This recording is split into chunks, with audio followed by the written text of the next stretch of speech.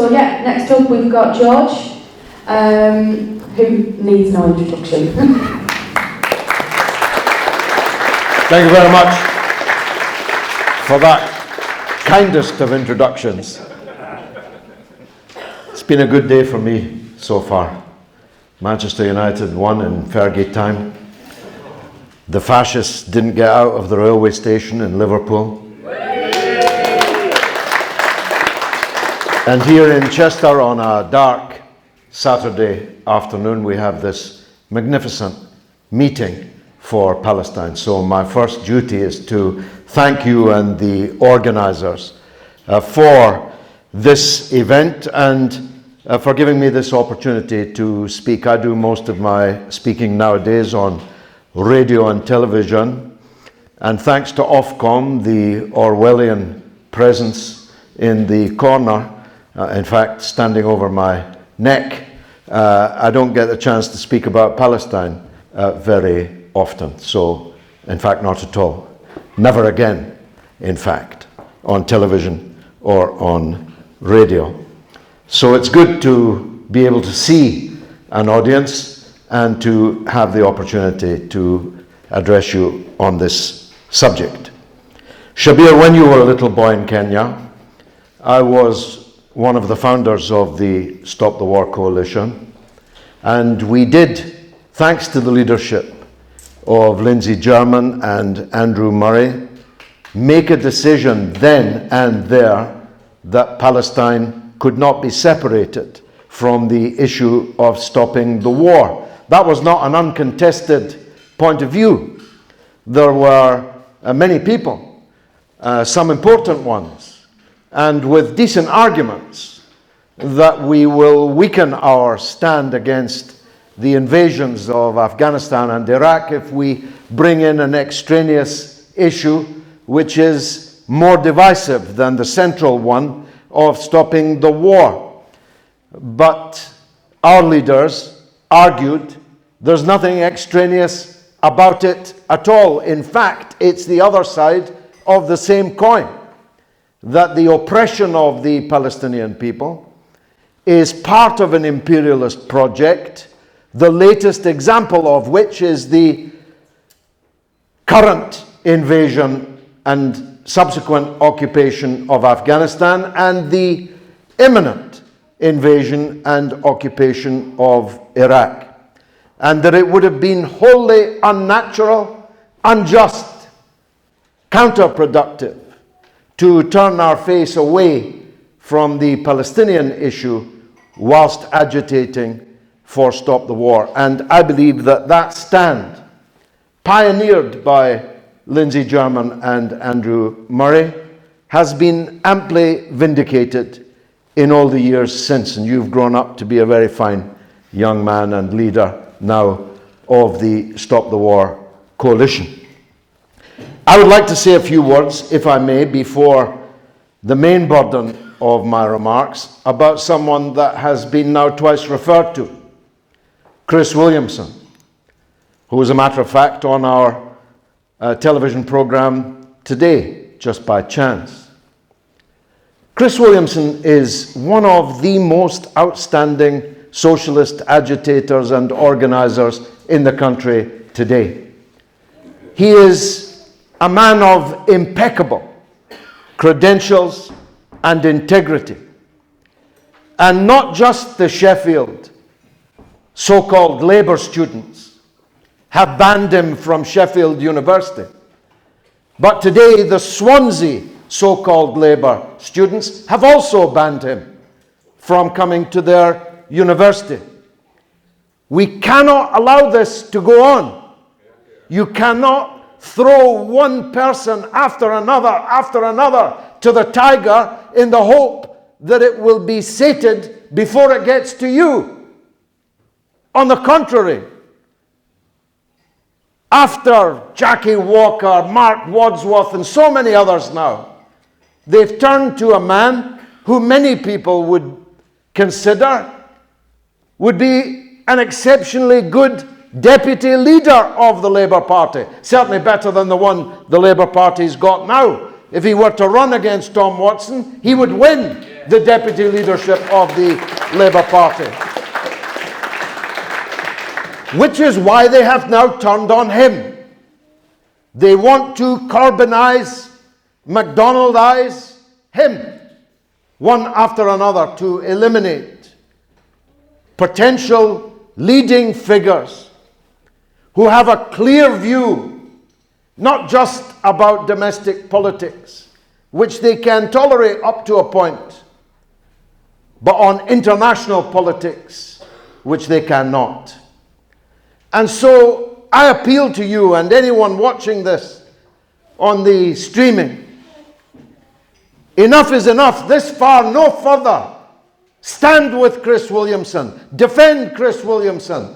Because after Williamson, they'll simply move on to the next. Now, I've been doing this a long time. I was looking at Mick Napier up on the stage and realizing how old he and I now look compared to the likes of Shabir. Mick, where are you, Mick? No offense intended. All of our adult lives we've been in meetings like this. In fact, I'm older than you, and so me, even longer. I became involved in this issue in 1975. There's a comrade here, got involved in it in 1967. This has been a long struggle, in a way, the central struggle of most of our lives. And for some people, that arouses suspicion. I'm frequently asked, usually wrapped around in insulting epithets, why are you so obsessed, they call it, with the Palestine question? Well, as a matter of fact, I'm not. I'm involved in lots of questions. I've very recently been outside the Saudi Arabian embassy shaking my fist at them. It wasn't an anti-Arab stand. Still less was it an anti-Islamic stand. It was a stand against foul reactionaries, hyenas of the same imperialist project that we are discussing here. And if you want the truth, I got involved in the Palestine issue in 1975 because we just won my previous central cause when we chased the American ambassador off the roof of the US embassy in Saigon in Vietnam. It was part of the same theme for me, opposition to imperialism. And the Vietnamese people won overwhelmingly through their own heroism, with some help from an international solidarity movement. And when they won, some of us moved on to help build the international solidarity movement with Palestine, which we now have all over the world. And for the same reason as they're now attacking Williamson, it's the reason why they're now attacking, bugging, burgling, subverting, impersonating, hoaxing us. Because they're losing. Because they're scared of the advances that we are making. I watched yesterday, if you haven't yet, you must, the second part of Al Jazeera's The Lobby. I'll come back to the first part in a moment. The second part deals with the lobby in the United States. So dangerous is it that the entire might of US imperialism was brought to bear on the throat of the tiny Sheikhdom of Qatar, which owns Al Jazeera, to force them not to broadcast the program. But God is great. Somebody's leaked it. And now you can watch it for free. And you must. Because laid bare in their own words, with their lips moving, they tell the brave Jewish undercover Al Jazeera reporter who's there posing as one of them when in fact he's one of us. They damn themselves, condemn themselves with their absolutely illegal, immoral, unethical campaign to try and disrupt and destroy those who are making such advances around the world, including in the United States, and including amongst young Jewish people in the United States. The victories for BDS have got them so worried that they've brought in a new ministry, the Ministry for Strategic Affairs, which is situated in Netanyahu's own office in occupied Jerusalem, which is staffed by some of the brightest brains in the Israeli intelligence community. And with their own words in the Al Jazeera program, they tell us about the things we kind of knew, certainly suspected, have probably been the victims of the sock puppet Twitter accounts, the deliberate dogpiling on people who are against them on social media, the impersonation fake accounts. You've seen it. Yes, I'm a Jeremy Corbyn supporter and I hate Jewish people and all these other foul impersonations. The police are investigating 17 people who claim to be Labour Party members. Who knows if they are? We know that because the BBC had it as their number one item on the BBC News last night. Except they said the police were investigating the Labour Party, which was an out-and-out lie, attested to by the Commissioner of the Metropolitan Police, Cressida Dick, earlier in the day. Yet on the 10 o'clock news, number one item, the police are investigating the Labour Party for anti-Semitism. An absolute brazen lie. Must be an election coming up. But these 17 people, I've no idea what they said or who they are.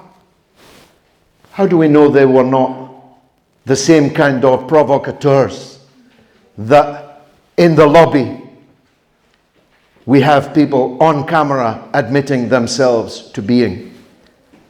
One of the main stories in the lobby is a provocation at the University of Southern California, Davis, USC Davis, which won a landmark BDS, on the faculty, a landmark BDS victory. And Israel, orchestrated from Jerusalem, moved into a full-scale intelligence operation, right down to unknown authors painting swastikas on the walls of the fraternity house of the Jewish students at USC Davis. When asked on camera by our brave undercover reporter, who did these swastikas? The Israeli embassy official smirks and says, you know, we really don't know. Even though they'd smeared around the whole world that it was the pro-Palestinian students at USC Davis that had done this. These provocations are a sign of weakness, not a sign of strength. They know that we are winning the argument that anti-Zionism has nothing to do with being against Jews, and that some of the finest anti-Zionists in the world are themselves Jews. They know Abba Eban, the Labour Zionist grandee in the 1960s, wrote, "Our principal task is to convince," his words, "the Gentile world that the difference between anti-Semitism and anti-Zionism is a difference without a distinction." But of course, it is absolutely a distinction. If it weren't, then some of the fine Jewish people in this room today would not be able to be here. Some of the great agitators for Palestine, like Finkelstein and others, would not be able to be with us. The distinction is absolute. It's as clear as night and day. And the idea that someone like Jeremy Corbyn, who loves manhole covers, who grows marrows on an allotment, who bicycles around London, who's been a left-wing agitator for 45 years, can somehow miraculously be transformed into an anti-Semite is so absurd as it is offensive. But the key here, Shabir, and you displayed it, is that we have to be clear, but we have to be firm. And it was a grave strategic mistake by Corbyn and the Labour leadership not to fight this on the first day, on the front foot, on the front line. That was a grave strategic error.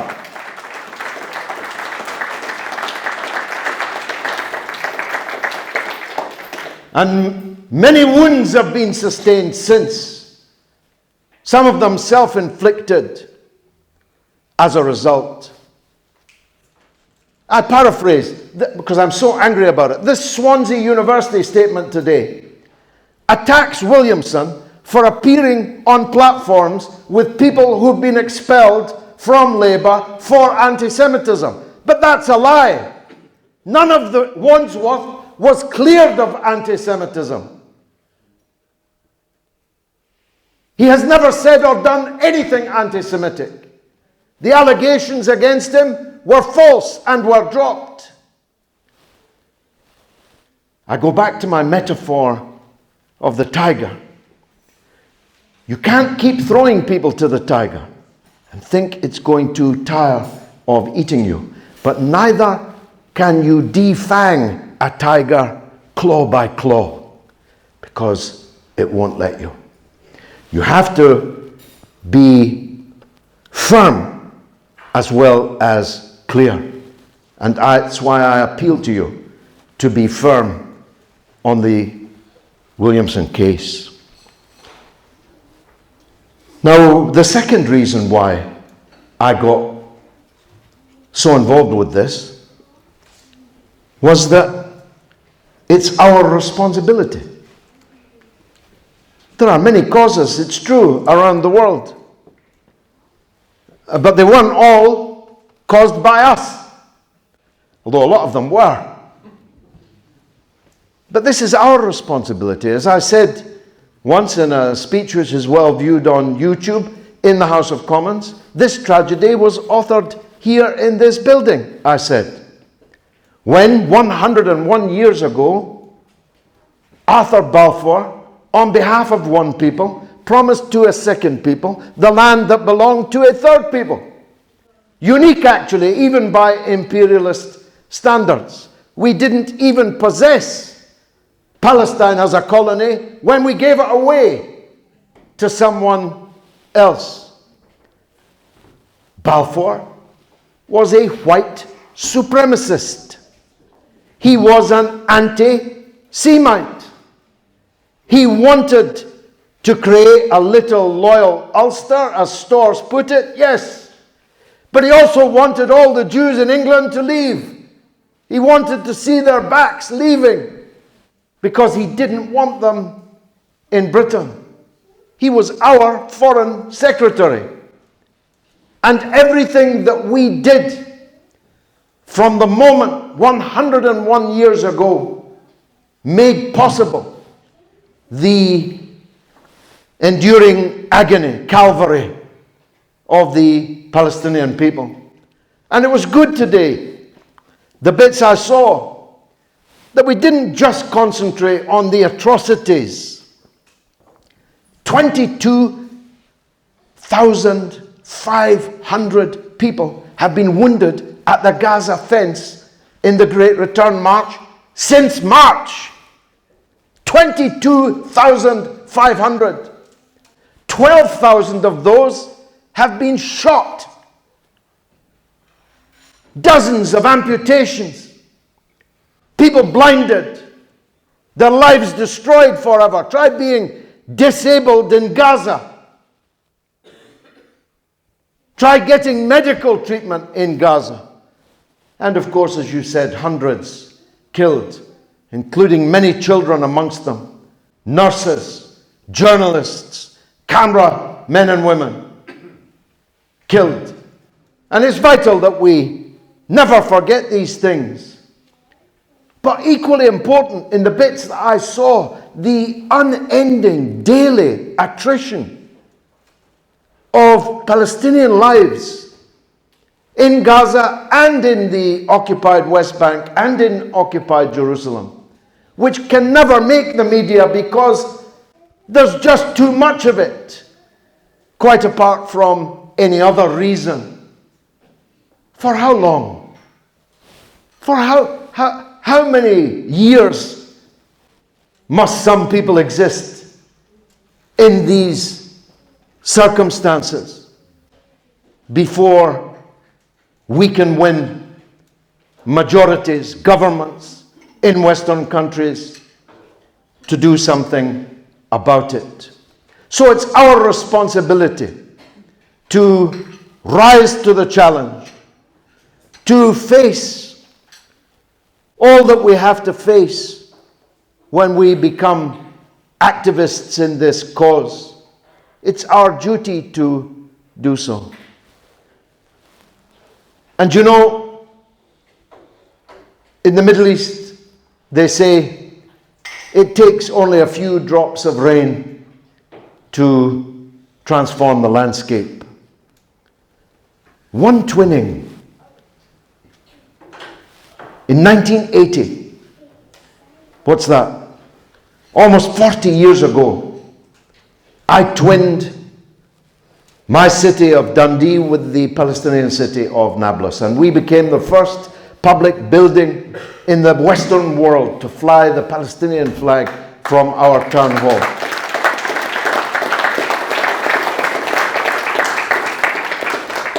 In the last nearly 40 years, every person I've met from Nablus, when I say I'm from Dundee, they say that's our twin city. Our flag flies on your city hall.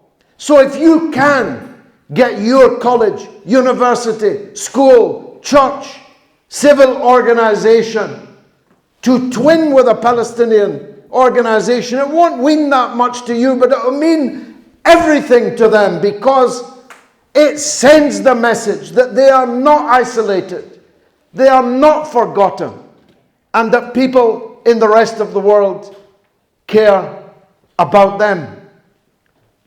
One twinning, one act of solidarity, one stand of defiance. After all, what are you being asked to do?